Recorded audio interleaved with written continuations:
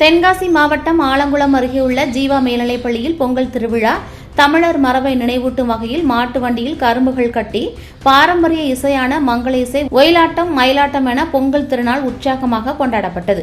முன்னதாக மாணவர்கள் அனைவரும் கலர் வண்ண வண்ண வேஷ்டிகள், சட்டைகள் அணிந்து, கண்ணாடிகள் அணிந்து பொங்கல் திருநாளை கொண்டாடினர்.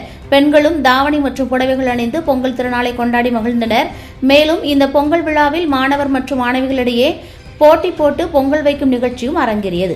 மாணவிகளுக்கு நிகராக மாணவர்களும் ஆர்வமுடன் பொங்கல் வைத்து பொங்கல் திருநாளை விமரிசையாக மாட்டு வண்டியில் ஏறி ஆடி பாடி கொண்டாடி மகிழ்ந்தனர். இந்த நிகழ்ச்சியில் பள்ளியின் முதல்வர், தாளாளர் மற்றும் மாணவ மாணவிகள் கலந்து கொண்டனர்.